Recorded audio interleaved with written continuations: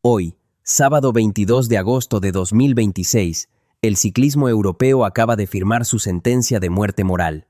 Las caretas de la caballerosidad, del juego limpio y de la supuesta nobleza del viejo continente se acaban de estrellar contra el duro y frío asfalto de Alemania. A lo largo de esta semana, en Leyendas del Asfalto, hemos ido desmenuzando capa por capa la asquerosa conspiración que la élite europea ha tejido para intentar frenar al monstruo que ellos mismos despertaron.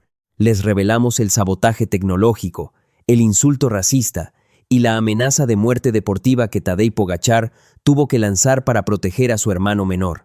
Nos dijeron que estábamos exagerando. La prensa tradicional europea nos acusó de inventar fantasmas y de fomentar el odio. Pero lo que acaba de suceder hace apenas unas horas en la etapa reina de la Vuelta a Alemania, frente a las cámaras de televisión de todo el planeta, es la prueba irrefutable, absoluta y asquerosa de que teníamos la razón. Isaac del Toro no solo les ganó la etapa, no solo destrozó los pulmones de Louis Barré en la alta montaña para arrebatarle el liderato general, Isaac del Toro acaba de desnudar el alma podrida, clasista y envidiosa de todo el pelotón europeo. Hoy no vamos a hablar solamente de los vatios, de la aerodinámica o de los ataques en la montaña. Hoy vamos a hablar de lo que sucedió después de la línea de meta.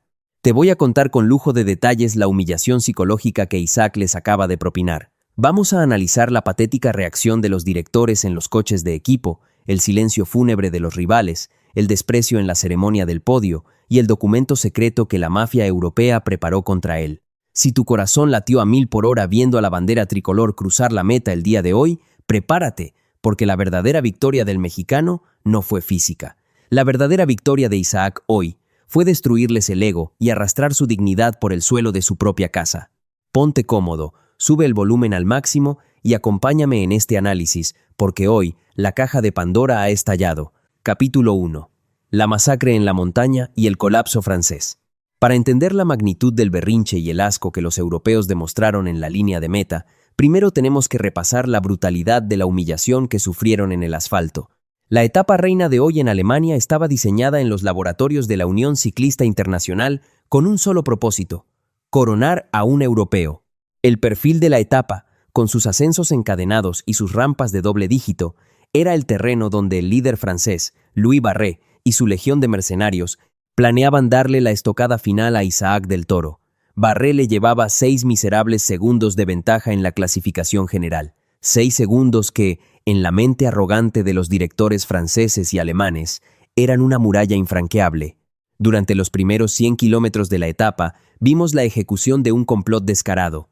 Si fuiste observador, te habrás dado cuenta de que el pelotón entero corría para asfixiar al mexicano. Equipos que no tenían absolutamente nada que pelear en la clasificación general, equipos alemanes de segunda división, se ponían al frente del pelotón a tirar como desquiciados, gastando sus últimas reservas de energía con tal de proteger al líder francés. Formaron un escudo humano de nacionalidades europeas. El mensaje táctico era evidente: no nos importa quién gane, siempre y cuando no sea el latinoamericano.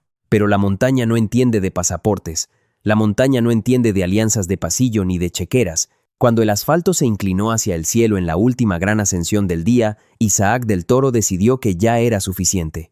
Todo el odio que ha acumulado esta semana, todos los insultos que tuvo que tragar en silencio, los transformó en una explosión termonuclear. A falta de escasos kilómetros para la cima, Isaac se levantó sobre los pedales de su bicicleta. No miró hacia atrás, no pidió relevo. Simplemente apretó los dientes, tensó la cadena y lanzó un latigazo de pura violencia deportiva. La imagen de Louis Barré, intentando seguirle la rueda, es la postal perfecta de la derrota europea. El francés abrió la boca, buscando oxígeno que no existía.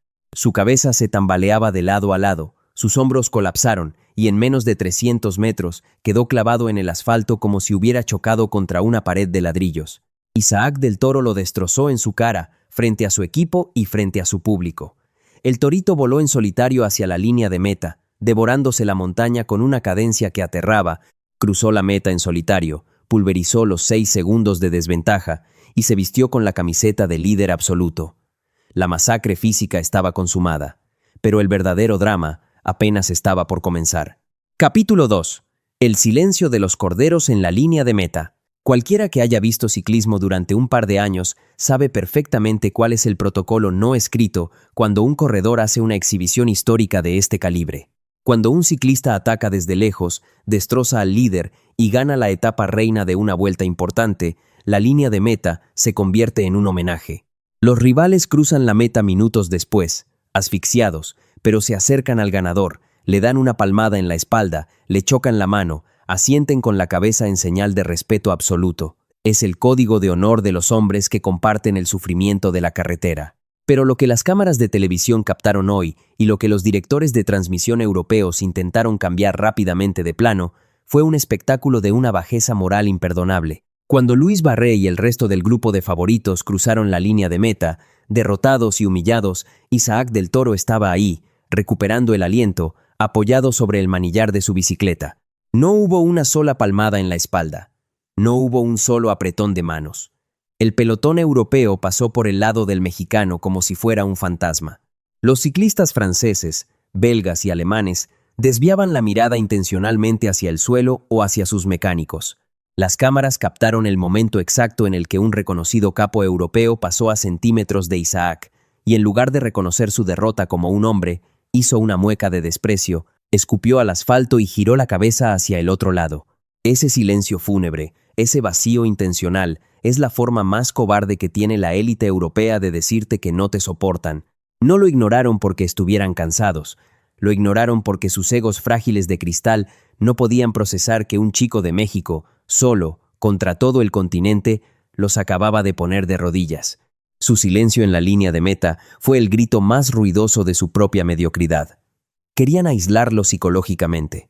Querían hacerle sentir que su victoria no valía nada si no tenía la aprobación de la vieja guardia. Capítulo 3. El berrinche en los coches de equipo. Mientras los ciclistas mostraban su patético complejo de inferioridad en la meta, lo que sucedía 100 metros más atrás, en la zona de los autobuses y los coches de los directores deportivos, era un absoluto carnaval de rabia y frustración.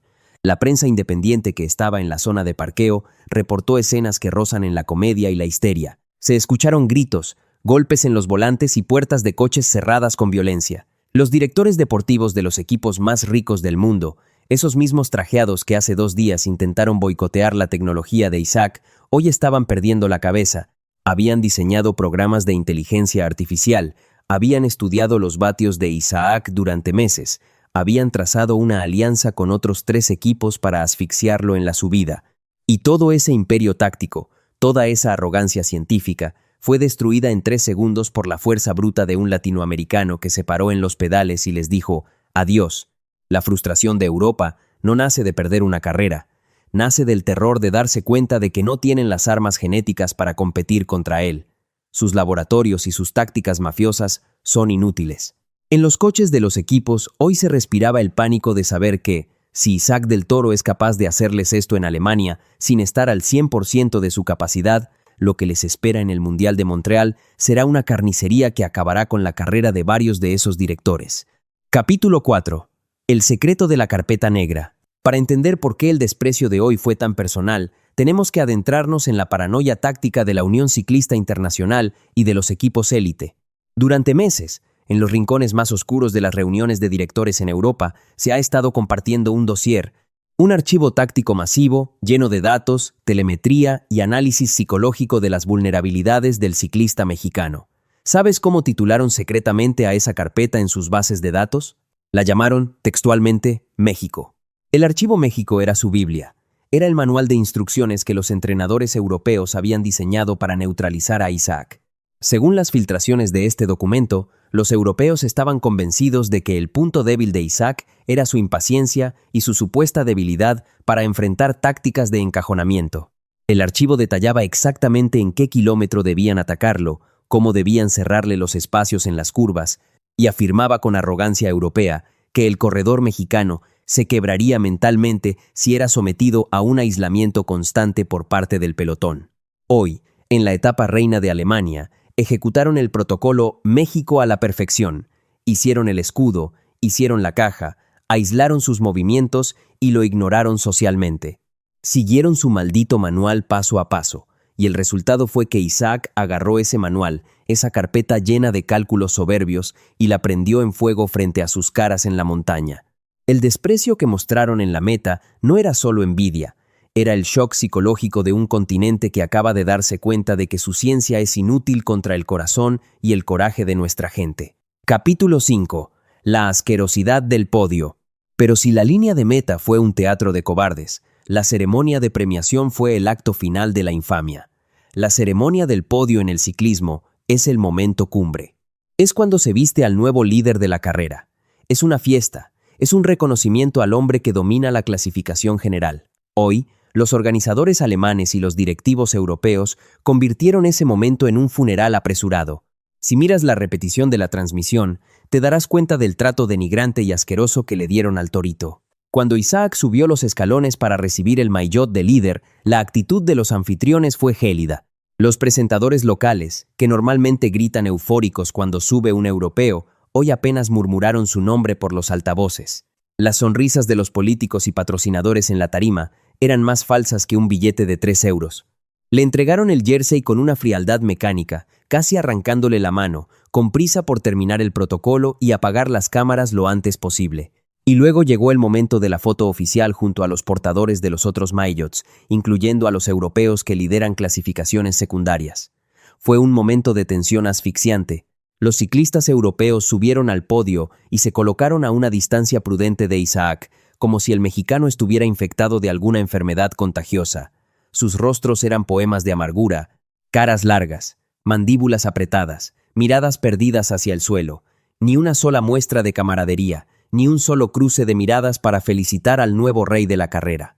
Los fotógrafos les pedían que sonrieran para la prensa internacional, y lo único que los europeos pudieron ofrecer fue una mueca patética que delataba el escozor insoportable que sentían en el ego.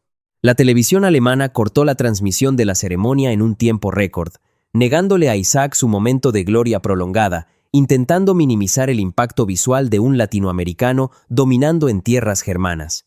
Capítulo 6. La sonrisa del depredador. Pero aquí está la razón por la que hoy, a pesar de toda esta asquerosidad y clasismo, la tribu de leyendas del asfalto debe celebrar como nunca antes, porque el veneno europeo no funcionó.